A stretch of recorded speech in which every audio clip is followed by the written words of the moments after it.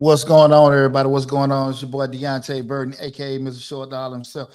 What's going on? Morning, everybody. Got a quick live feed. What I want to do with you guys today. Right now, we're streaming live on Facebook, YouTube, Instagram, LinkedIn, TikTok, and Twitter. What's up? I am Virgo. That's what I'm talking about. What's going on, Breen? How you doing? Listen, guys. I want to have a quick live feed with you guys because I get asked a lot because this time of year we're near the end of the year. And a lot of people are asking, looking at astronomical prices to rent, kind of figuring like, hey, well, if I'm going to pay this much money for rent, I might as well go out and buy me a house. That's my opinion on it, right? I've been in the financial industry over 25 years, asking me, hey, Pooch, what do you think about, should a person rent or buy? And I always go back to how I normally ask questions. It always just depends. And what I want to do today is have a discussion with you guys. When you're asking that question, should I rent or buy a home? Some of the key considerations that you need to take upon yourself to help with your process elimination, because far too often you see a lot of information people give you. You can look on the internet and people say, hey, this, you should go buy a house. Now's the time to go buy a house and do things like that. Or you should be renting. It doesn't make sense because the rate's too high. What I want to do is just go through a list of different things that you should consider in regards to trying to decide if you should rent or be renting a home, or you should just do a purchase of a home, with it. So we're going to go through it. Feel free. You got any questions or anything like that, ask your questions and everything. And, we have a good discussion in regards to that because, again, a lot of people, what's going on, Chris? A lot of people are asking me that in regards to, like I say, rent is sky high right now, right? But then also home prices. So you just figure out, what do? You just go, get your damn cardboard box and go live on the side of the road, So with that said, I want to have an open discussion in regards to, what you need to be doing. Should you be renting or buying? Some of the key considerations. Like I said, now, like I said, we're streaming in on Facebook, YouTube, Instagram, LinkedIn, and TikTok and Twitter. If you're looking at us on Instagram and TikTok, you're not on the regular live. You got the live feed going, but you don't have the same one that you have when I'm looking at it on through the StreamYard. So, but still, regardless, feel free. If you got any questions about what the subject matter, what we're talking about, feel free to ask. And when we start talking about deciding whether you should rent or buy a home with significant financial decision, this depends on several factors. And some of the key considerations I want to go over, again, some may be applicable to you, some may not. But again, feel free to ask questions, anything, or chime in if you have any any opinion or questions about the subject matter. And one of the first thing I want to talk about is just financial stability. I mean by financial stability. And if I miss over something or go too fast, please just let me know. And for financial stability, we're looking at your current financial situation, right? Because everybody's different. And that's why a lot of times when you get holistic advice, y'all excuse me, I just got in from the gym, but I had to do the live feed. I got a late start on my day. But when you see um, a lot of times people give you advice, do this and do that now. They're speaking from their vantage point. They don't necessarily know what you got going on as far as the money you're making, what you have as far as commitments, being bills, children, health, home, car notes, all that kind of stuff. So your financial situation, you got to assess your current income, debt, savings, determine if you have enough savings for a down payment, closing costs, emergency fund. You got to know again what your credit score is. A high credit score can secure you a better rate. One of the biggest things I think a lot of times people try to avoid is just really prolonging things to get yourself in a better situation.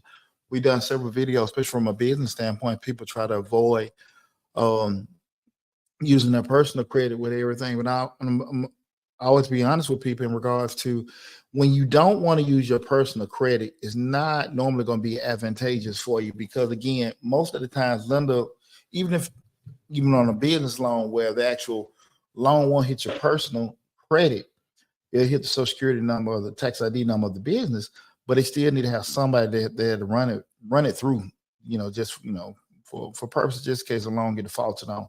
And when you avoid that, the deal is not going to be as beneficial to you, i.e. higher rates, i.e. shorter terms, things like that, you're not going to be beneficial to you. So you got to be able to be realistic with your credit score. And if you have credit challenges, it's not a mission of defeat. You just got to look at where you're at.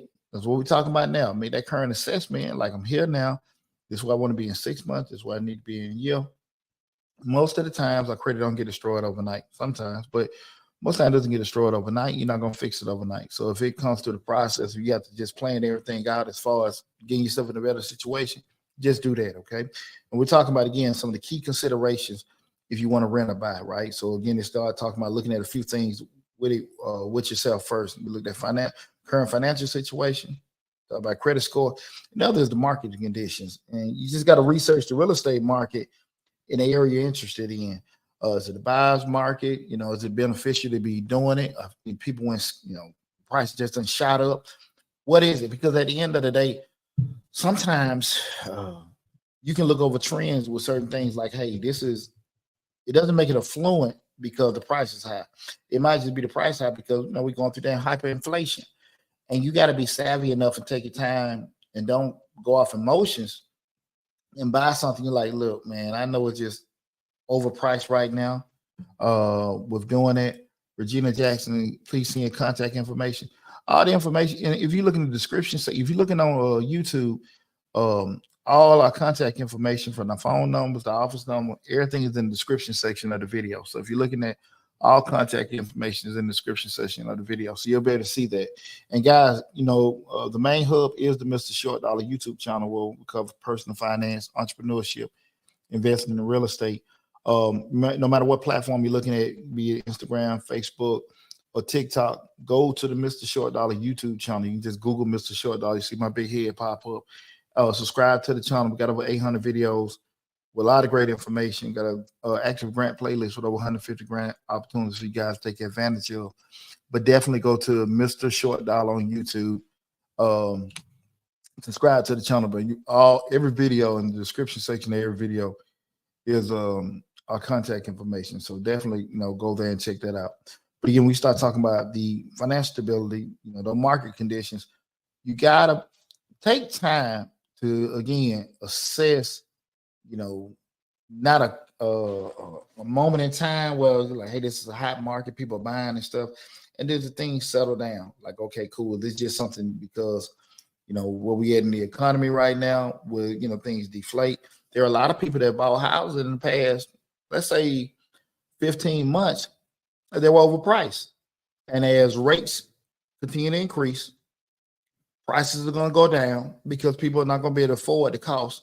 So a house that was selling for $350, whereas the rate might have been 6% say this time last year, right? Six, what rate was like 5.5.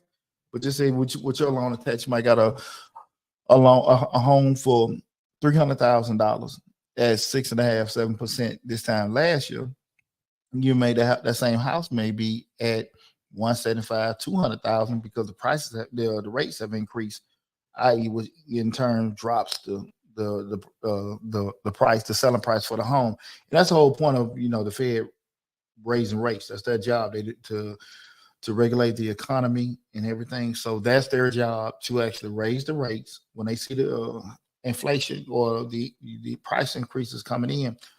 The Fed Reserve rate, you see Jerome Powell come up there where they're assessing where we at in the economy. So if they say, hey, listen, prices are not dropping, inflation is still there, they'll increase the rates, which makes people reluctant to buy because it's going to cost too much. Which turn around makes the prices drop because people are not out there buying things. And so if you turn around and buy a particular what's up, Dre? You turn around and buy a property now with the rate so high again, and don't be surprised if especially if rates continue to increase, if the price is going to the actual selling price is going to drop, and you can easily be in a situation where you're buying a home now that may be overpriced 10, 20, 30, 40, $50,000. And it just varies from market to market. So I just really want you guys to make sure you assess the market conditions, what's going on with everything. Even if you say, hey, this is going to be our dream home, we're just going to be in a transitional phase, we're just going to stay here for a couple of years or whatever, you want to make sure that you do have some kind of intro, outro, if you want. Because like I said, sometimes you may say, I just want to live here forever. But a lot of times when you get in a situation like that, you may say, hey, we can do this. If we care to move or leave, you have that option because, it's not, you didn't buy it at a loss. And a lot of people have done that over the past year. And you hope that over time, because we know traditionally with real estate, the value does increase over time. So even if you did get it overpriced, it'll probably catch up in the next couple of years. Not now, but it would, because it's you don't buy a home with negative equity, on purpose. Sometimes, depending on what the deal is, but for the most part, you wouldn't do that.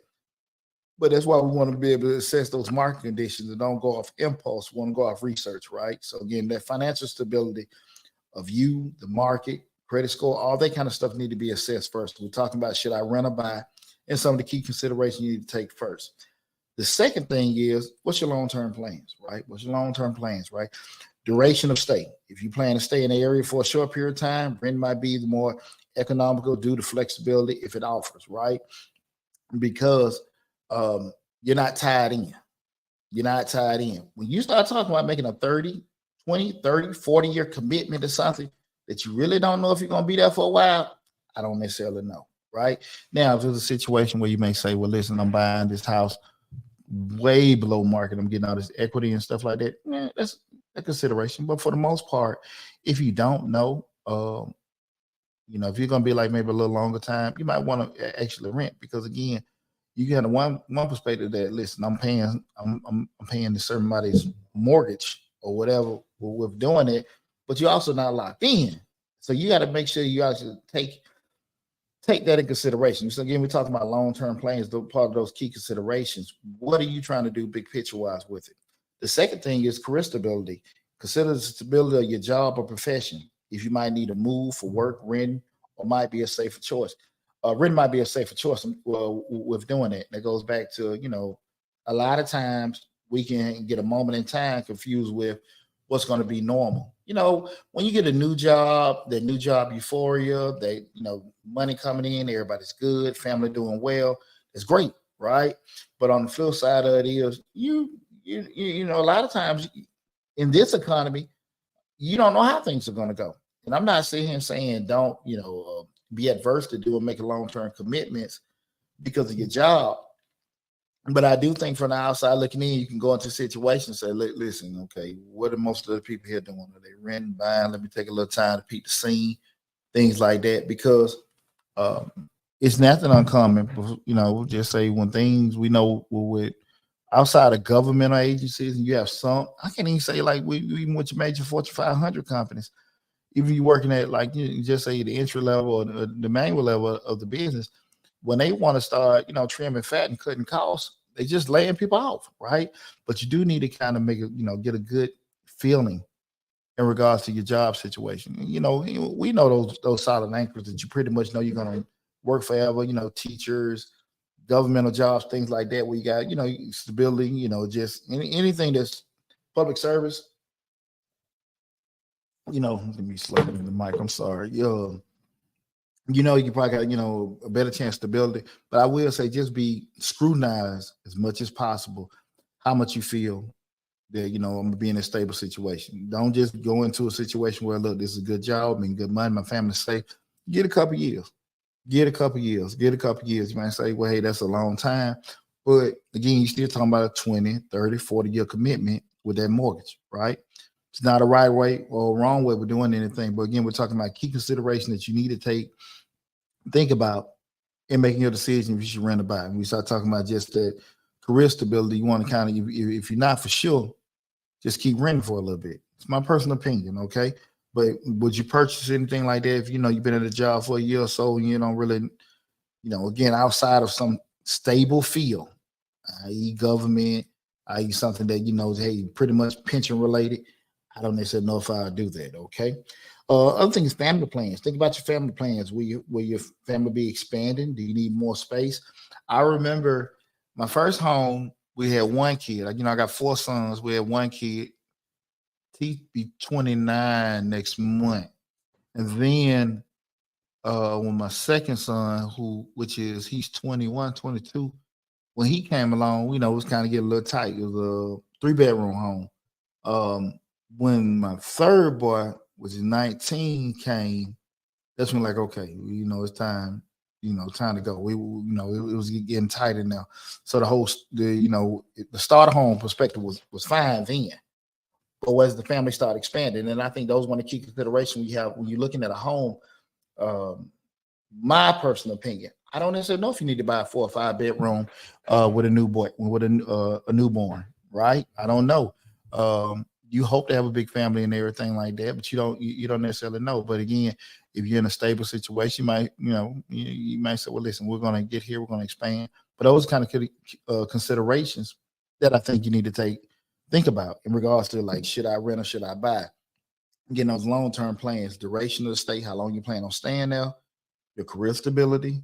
Lastly, those family plans. What are you guys trying to do big picture wise? Going to keep it small, or you want to grow big? What we want to do, and where are y'all in that process of actually growing this particular family? So again, we want to just be looking at these particular things. And again, guys, I understand. That's why I don't do the holistic approach.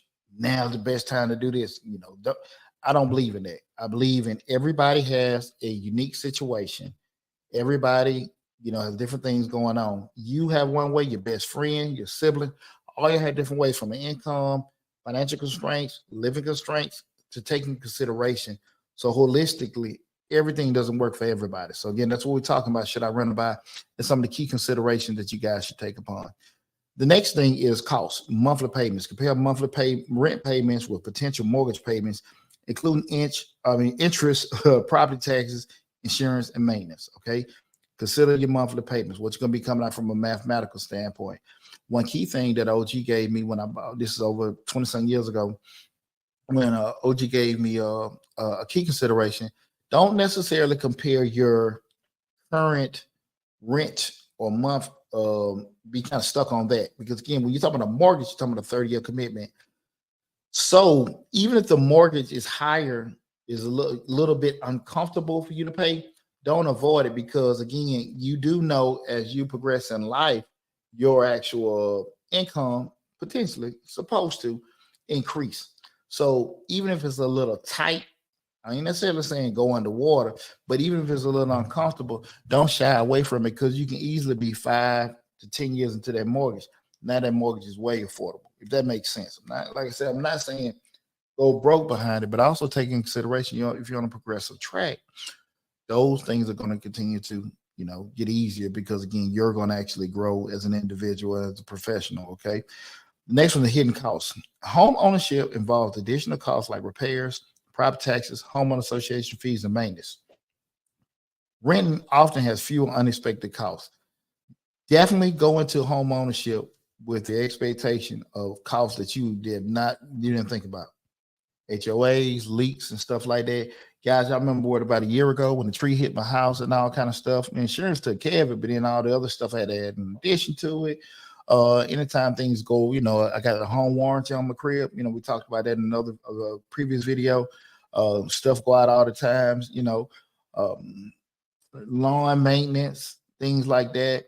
HOAs, different stuff guys. You got to just take consideration with that with the home stuff. It's not a bad thing, but you got to make sure you got your mind conditioned to it. My oldest son bought his first home last year, and he was on this wow. I wasn't thinking about this, wasn't thinking about that, which ain't uncommon. He's a young kid, real proud of him and everything.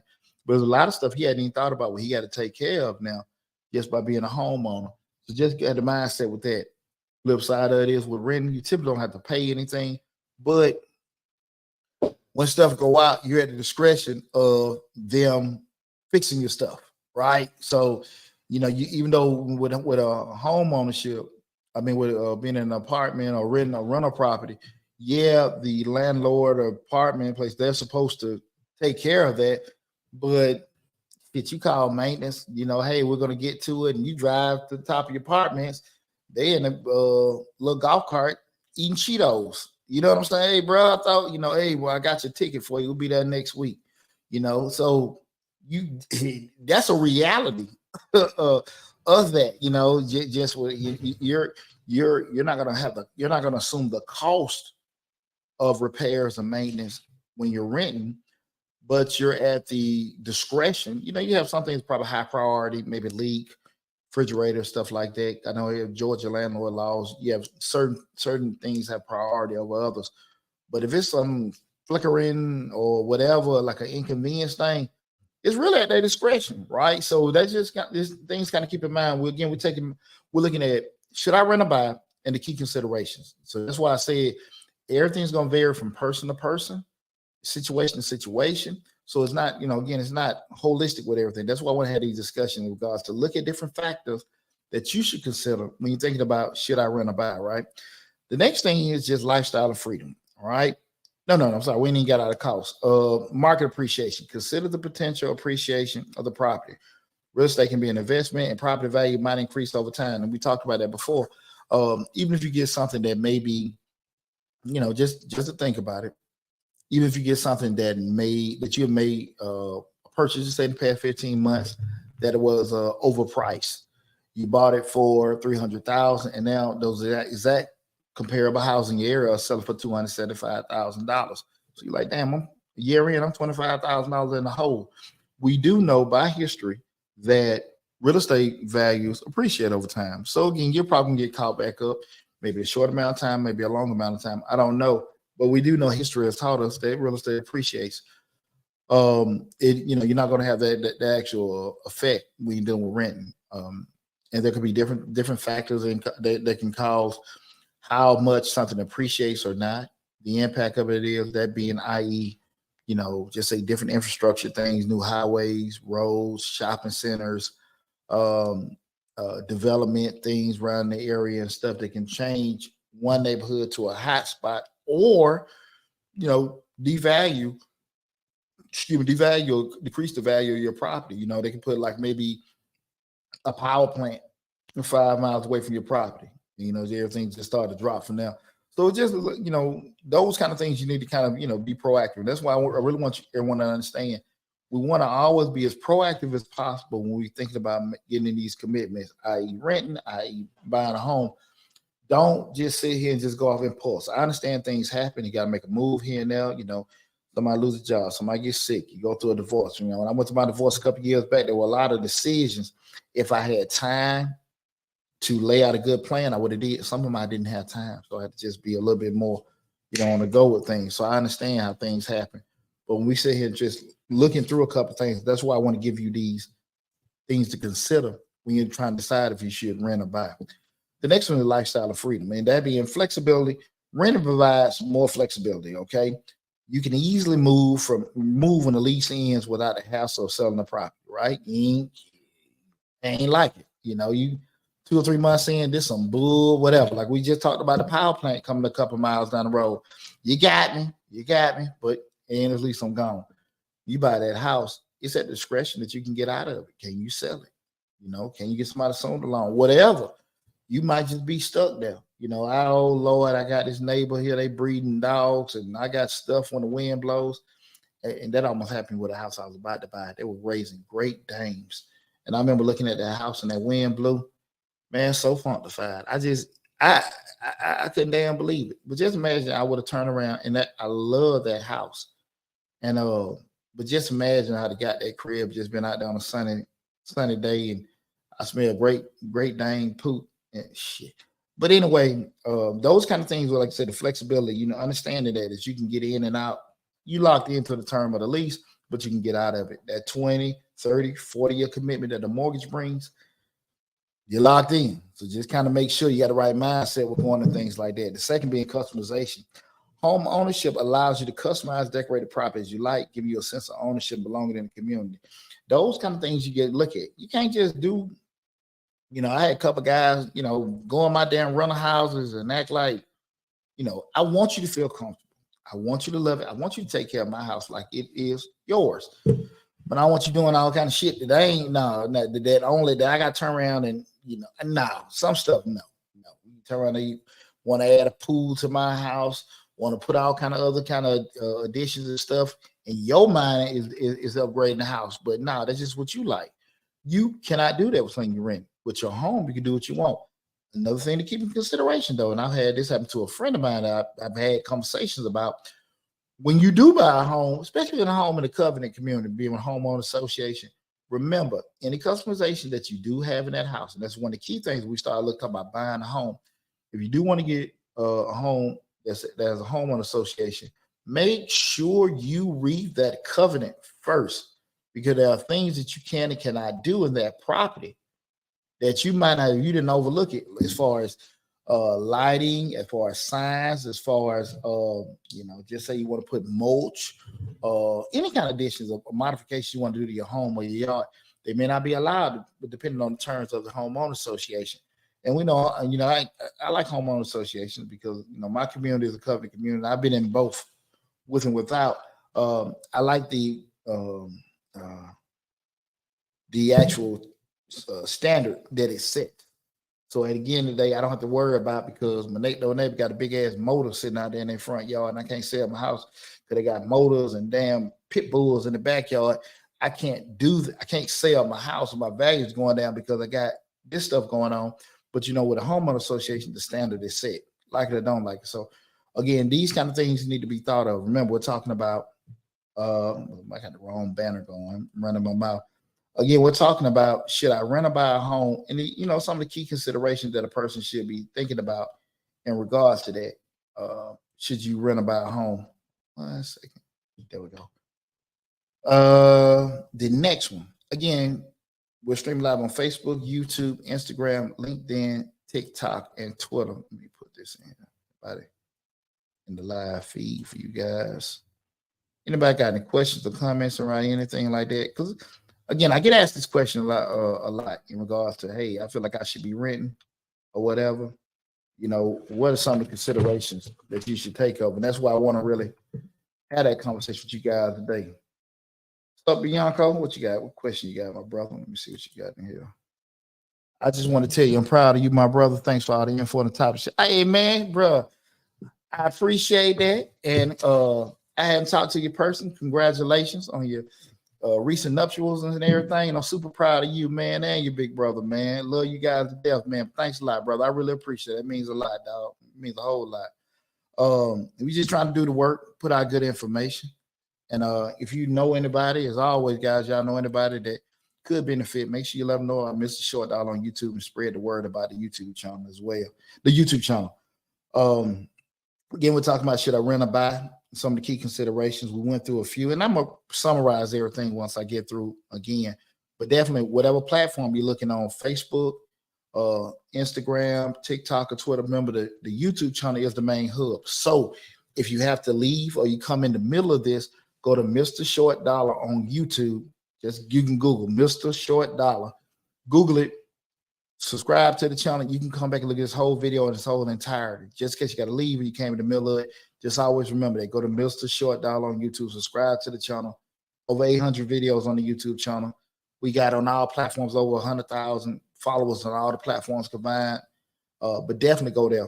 You know, there's a lot of great information. Everything's segregated from real estate, finance, grants, entrepreneur, personal finance, all that kind of stuff is on there.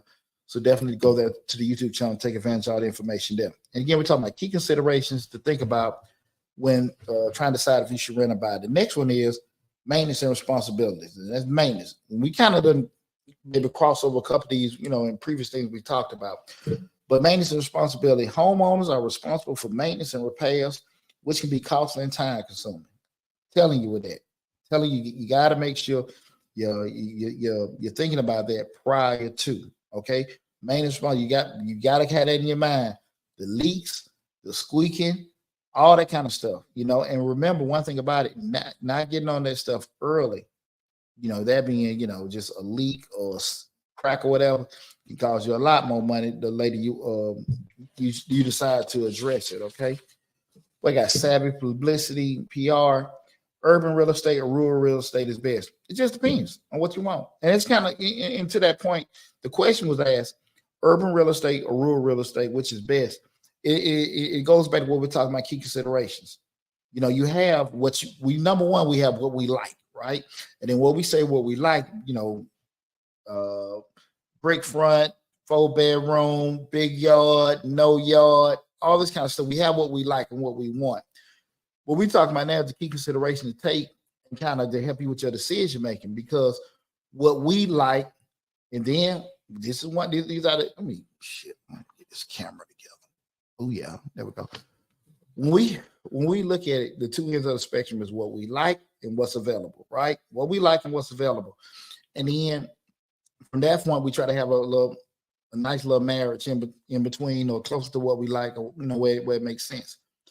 We're discussing today is these key considerations that really everybody got to look at, because you can be so stuck on I like it and it's available, but a lot of these other stuff, repair costs, lifestyle, all that kind of stuff is impacted in a negative way, and you really ain't enjoying what you got. So that's why I want to have that consideration, because far too often people get into certain situations, renting or buying, and they don't take into consideration because they're looking at what they want and what they got, but not looking at all the other stuff that can have a detrimental impact on it. So that's why we're having this discussion today. I appreciate that question. Talking about maintenance. Another thing we talk about maintenance responsibilities, landlord responsibilities. Renters can rely on landlords for repairs and maintenance costs, reducing their responsibilities. But again, as we stated earlier, a lot of things that a landlord is responsible for. You have emergency things, of course, the leaks, refrigerator, supposed to be air conditioning, heater, but a lot of stuff is just kind of like at their discretion. Once they go through that process of elimination, is it priority? If it's not priority, we'll get to it, and we'll get to it when we get to it, right? So you got to kind of take it. That's just being real. If you have actually rented a place before, you know how that can happen, right? You just say your air goes out, middle of the summer. We're down here in Georgia, air go out. And you can call them, and they're gonna call somebody to come fix your air. And the issue comes up, everybody they call is booked. So they can't come to you for another 3 or 4 days. They may try to find things to help you, like bring you a fan or something like that to kind of alleviate some of your discomfort. It's possible. But for the most part, shit, it's still just based off of, let me move it close to the mic, I'm sorry.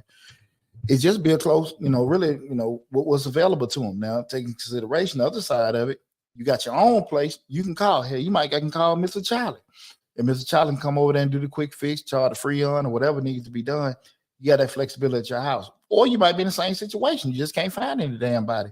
So those are kind of things we want to look at in regards to just that responsibility thing. But always kind of keep that in mind when you're looking at both. Of course, the landlord has the responsibility for those maintenance and repair costs. But again, you've been in them situations, you kind of understand what they go through that same little priority thing that you may go through with yourself if you own the home. Like, okay, is it what we call in the Army non-mission capable. Like, hey, it's going to stop the mission. If it stops the mission, we got to get it fixed in. If it's something we can deal with or whatever, we just keep on going. So those kind of things got to be taken in consideration when you're looking at should I rent or buy, with looking at, instead of just looking at everything from the actual surface of it. Okay. The next one is local regulations. Again, we're talking about should I rent or buy, is a key consideration. Local regulations, that being rent control. Some areas have rent control laws that limit how much a landlord can increase rent, provide stability for renters. And it's just, some depending on how your community is legislated, those caps are there. We can't charge over this for rent or whatever. I don't necessarily know if it'll be a big availability on things in certain areas, but those kind of things got to be taken into consideration. Zoning laws, zoning laws and restrictions, especially if you plan on making changes to your property. All this stuff need to be taken into consideration. Even local or even state landlord laws. What the landlord, you have a lease that's stated what the landlord would do in certain things, but also it may be certain things that's not stated on there that may protect the actual tenant or protect the particular landlord. It behooves you to know. We know ignorance is not always an excuse for something. We can say I didn't know, and you generally didn't know. But in the court of law and certain things like that, that's not. You still can't stand on it with that. So I always got to kind of keep that in mind with doing it, even with your particular home. It was an abundance of people in the past couple of years, because I went to some of these same little seminars. Everybody want to buy doing that damn fix or flip mentality. They want to buy houses, and turn into Airbnbs and rent them out. So what didn't happen in the past couple of years? People in the communities ain't liking it. They got the damn house next door to them is nothing but a revolving party house. So they had zoning restrictions come out. You can only have so many Airbnbs in certain cities and municipalities. And you can't do that anymore. So you done got into this 20, 30, 40-year commitment, a mortgage on some fix or flip stuff or renting and whatever. And now what you had thoughts of doing, because you might have made a killing for a certain amount of time, now you can't even do that anymore. So you got to stay on top and be abreast of what the laws and regulations are. Something like that you can't really get around, but just things to kind of consider when you're doing these kind of things. What would be right, what would be wrong, what would be advantageous for you, not. Because again, there's no excuse for ignorance. I mean, you buy, it behooves you to find out. It behooves you to find out. I always remember when we talk about getting the business deals and doing certain things like that. Always find out why you should not do it. Not to stop you, but to find out, to learn if you can find enough ways to mitigate those losses, mitigate those restrictions where it's not negatively impacting you. Because when you want to get into a particular business, you want to start selling these, creating these, building these, renting out these, all the reasons that you're fine, man, I can make money doing this. All the positives. You always got to find out the negatives, because the negatives may, again, not to scare you, you may you got to equip yourself with the information. What's going on, Pony? My cousin tuning in. What's happening, cuz? How you doing? Appreciate you tuning in too. You got to find that out. You got to find that out. I ain't from the school of thought that, you got to be scared and, don't let folks talk you out of stuff like that. No, it's not that. A wise man going to try to get equipped with as much information as possible, right? Because at the end of the day, once you start spending money, everybody got all the money to gain, but shit, I ain't got all the money to lose. I'm just saying, with that said, it behooves you to become as knowledgeable as possible about certain situations, okay? That's just how that is.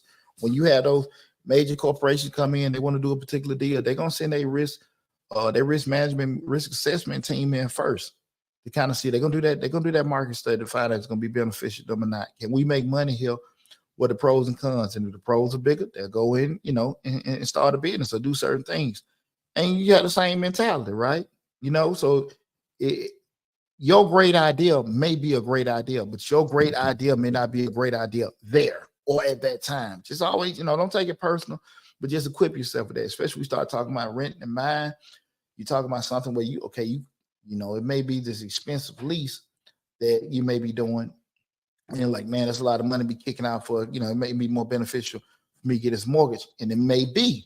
But also you turn around and say, if I get this mortgage, this is what I'm allotted the house over price. Rates, I don't know if they're gonna go down anytime soon. I don't know if this is gonna have any kind of market appreciation. All this stuff gotta be taken into consideration. It's not a right, it's not a wrong. It's just what's the best for you, right? And lastly, we're gonna talk about just emotional consideration, that being a sense of ownership. Excuse me. For many, owning a home provides a sense of stability, security, and pride. Nothing like it feeling when this your crib, you can do what you want to, this, that, and that. Walk outside and backyard with your drawers on. Cool. Do what you want to do. That's your crib. You have it. It's a great feeling to have and everything like that. So also risk aversion. If you are risk averse and prefer predictable expenses, rent might be a little safer choice. Know who you are. Know how you are. Again, there is no right. There is no wrong. You just want to make sure that you're doing what's best for you. With trying to decide like, okay, if this is going to be the best decision for me, i.e. if I'm going to rent or buy. Okay, I just want you guys to look at it like that. Because again, this is not I'm never going to get into a situation. I always say kind of shy away from people that will tell you, hey, you need to do this, you need to do that. And they're saying it based off their assumption. But typically when you go people that's in the kind of I ain't going to say that. I want to say people in the financial world. Because still people get a damn opinion like they're way the right way. But most of the times you deal with somebody that's financially savvy, they're going to tell you exactly what I'm telling you before. Lay out all these different variables in regards to now you can make an honest assessment looking at these particular things. And that's why I want to have that discussion with you guys today. Just consider these factors carefully, and it might be also beneficial to consult with a financial advisor or real estate expert to help you make a decision aligned with your unique circumstances and goals. Okay, definitely want to get some kind of guidance or opinion. So just to summarize everything, got my little funky notes here. We start talking about, let me see, my phone call coming in, get that off of there. Again, what we're talking about is, should I rent or buy? The key consideration. I'm going to summarize all the key considerations that a person should take. Number one, financial stability, where you are financially and everything. Long-term plans, what you're trying to do big picture-wise with your life, or you try, just settle in, maybe transitioning, whatever. Tax implications, the actual benefit, knowing that you got to pay property taxes and certain things like that, how much would that cost you, especially from a tax filing standpoint, those itemized deductions, things like that, local regulations, those emotional considerations, how you feel about yourself when you're doing it or not. You're going to be stressed out to keep this mortgage or not, feel better. If I'm going to feel better, just, renting while I'm in a certain period of my life, costs, monthly costs, paying the rent, repairs, market appreciation, things like that. Lifestyle and freedom, what kind of flexibility you may have. You have more flexibility renting something than you do because, you're locked into that commitment of a mortgage. Maintenance responsibilities. Do you feel like fixing something? Do you feel like being responsible for something or not? Again, there is no right or wrong answer in regards to should you rent or buy. It's just more so based off the different factors and key considerations you got to take. What I do hope that, by us having a discussion today, that I was able to provide some insight to you that you may have been thinking about, may not have been thinking about in regards to home ownership. Now, again, the main hub is the Mr. Short Dollar YouTube channel. If you came in the middle of the discussion or the tail end, please go to Mr. Short Dollar on YouTube. Check out this video in its whole entirety. Leave your comments on there on the video. If you guys know me, I do respond to all comments and questions that are in the comments that on each video. So definitely feel free. I'm sorry, not the damn table. Feel free to leave any kind of questions or comments that you may have and everything. So I appreciate having this discussion with you guys today. We're almost at money in. We probably 2 more months. Not probably. We have 2 more months left in a year. Got a lot of great information coming down the pipe. Your boy getting ready for tax season. I'm an accountant by profession. I will be hiring for tax preparers starting next week. I think the applications go out tomorrow. We'll be posting. We're doing it. I've been in business over 22 years, and we probably 70% of the workforce is working virtually. And we have a certain system with that. So, definitely will be posting that out. You guys take advantage of that if you're interested in becoming a tax preparer. Also, I just put in the link to Mr. Short Dollar Tax Business course. If you want to get into business, I have a whole course set up where I've shared everything in between my ears that I've learned over the past 20 some years being in tax preparation business in regards to, acquiring customers, marketing, advertising, running a particular tax office from a virtual perspective or a brick and mortar perspective. All kind of things you need to do from a marketing standpoint for, all calendar long, keeping the relationships going where, I'm at the point now, I'm doing grandkids taxes, right? I started off the early 2000s with people. Now I'm doing their grandbabies taxes and stuff like that. And those kind of things, just, I would share with you guys my system and the course. I mean, we just keep it real, hell, this, what is it, noon? I'm like this every day, 4-5 months out of the year, I bust my tail. And rest of the year, we cooling. So, that's not a flex move or anything like that, but it took me years to build to that, but I didn't have me.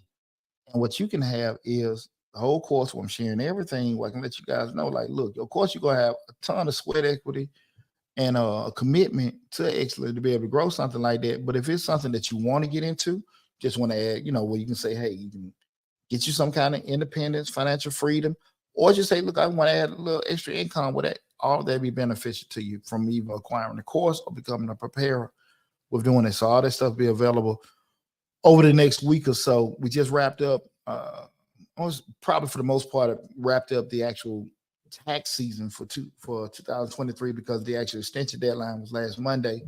So we got slammed with that in a good way and everything. So I do want to tell everybody that did come to us this year for tax preparation purposes. I really appreciate you guys from the bottom of my heart. Thanks for all the love and support. And thanks for all you guys tuning into, checking us out on social media and all the different platforms. But definitely you get a chance, go to the YouTube channel, which is, like I said, the main hub where everything is there. So definitely go to Mr. Short Dollar on YouTube and take advantage of all the great information. I mean, the information free, like the courses and all this other tax stuff. Yeah, we selling that. But that's 800 videos that, that are free information for you guys to take advantage of. And if you guys know, I charge $210 an hour for a consultant. So I don't talk, I don't work for free. That's stuff that I want to impact because I do know there's a need for a lot of people out here to, that want to become entrepreneurs, that want to become financially independent, things like that. Those videos free. I ain't selling that. You just go there and check it out. You just got to spend your time to sit down and look at the videos and learn the information that's on there. But it's there, right? So go to Mr. Short Dollar on YouTube. Take advantage of great information. Again, appreciate all the love and support. Make sure if you got any questions or anything run across your mind later, go to the YouTube channel, check out this video, and leave your question in the comment section. I say 48 hours, a day or so, I'll be able to respond back. But y'all take it easy. Love you all. Be safe, and I'll talk with you soon.